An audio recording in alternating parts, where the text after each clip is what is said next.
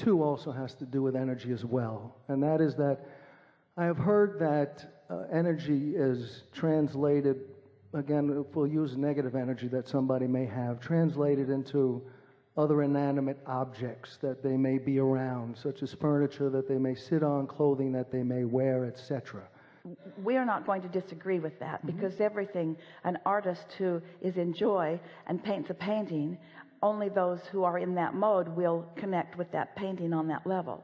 And if an artist has painted something in misery, only those who are in misery will connect with that painting. Things do, because everything is energy, and things are influenced by the energy that is offered. There's no question about that. But that would just drive you crazy. All you have to do is get into the receptive mode and attract to yourself the things that match that energy. It's so much simpler, rather than trying to figure out what the energy of anything is. I'm not trying to do that. It's just something that I desire to know. And the reason... Someone said to us one day, many years ago, I've moved into a house and it feels awful. I sense that something bad happened in this house. And I've been advised, he said, by some others to light some sage on fire and do some rituals and do something to drive away this evil energy, was the way he was putting it at that time. And we said, or you could just get happy and fill the place up with you.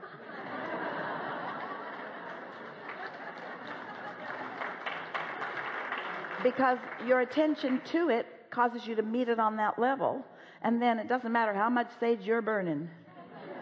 Yeah, right. Yeah.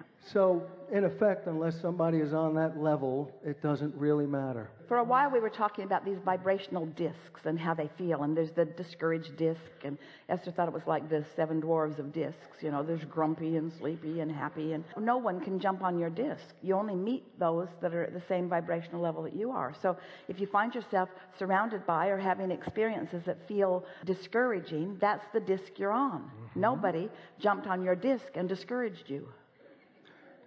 Right. So just need to explore this for just a bit longer, because I feel I truly feel I know I'm on a high-flying disc. I feel absolutely Often you are. Yes. Especially recently, with my attention to your wisdom persistently. With your attention to the way you feel and your desire to feel good. Thank you. Yes. Yes, indeed. Yes.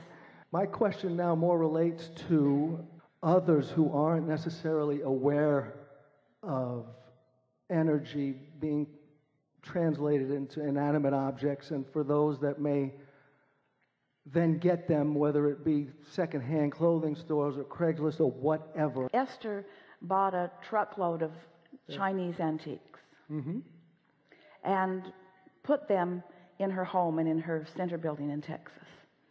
And when she first saw them, she was captivated by them and infatuated by them and in love with them. In other words, she was tuned in, tapped in, turned on when she found them. She picked them with such joy and relish. Everything unfolded so magnificently, the way they were hauled over and set around, in other words. And then Esther thought about what hardship maybe some of them had been through. Some of them had been painted in green paint in order to disguise the value of them, because they were made with very important woods, and they couldn't get out of the country if someone knew what they were. This was the story that she'd been told about them. So after she received them and she began looking at some of them that had been restored to their natural beauty, although they are very, very old, Esther wondered about them, and we said to her, there has been a lot of attention on these because they are very, very old pieces. So there was the original artist who was inspired to it. There was the carver. There were the creative geniuses that put it together. There were the engineers that put it together with no nails, with only pieces of wood that were intricately carved so that they could fit together. And then there were the artists who painted it, and the artists who adored it, and the artists who loved it. And did this furniture fall on some hard times for a while? Undoubtedly it did. And what was going on during that time? And did these inanimate objects pick up vibration depending upon where they were?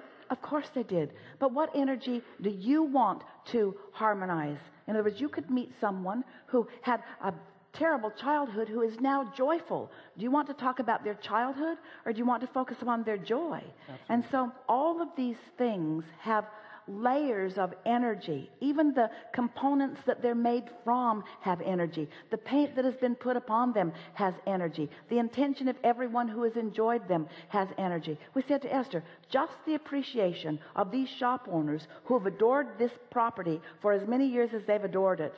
Because Esther had been seeing the furniture in there for many years. She just did not have a place that was asking for it. So many of these pieces Esther was aware of. She and Jerry had visited them there on many occasions. You get to decide what aspect of anything you tune to. Nothing has any capability of reaching you except for the vibration that you are offering. If a tree falls in the forest and no one is there to hear it, did it make a sound? No. If there is not a receiver that matches the offerer of the vibration, then there is no experience, you see. Yes. So we wouldn't spend any time wondering what happened to anyone or anything before we got there. We would just focus upon who we are and let it come to meet us, because that's always the way these energies work. Whatever your vibration is, everything around must acquiesce or go someplace else. It's just the way that it is. And if you spend any time trying to sort it and sift it and sort it and sift it, then you have that same difficulty that so many have when they're trying to sift out the rights and the wrongs of the world. Helpful? Very. Thank you very, very much. Yes, indeed.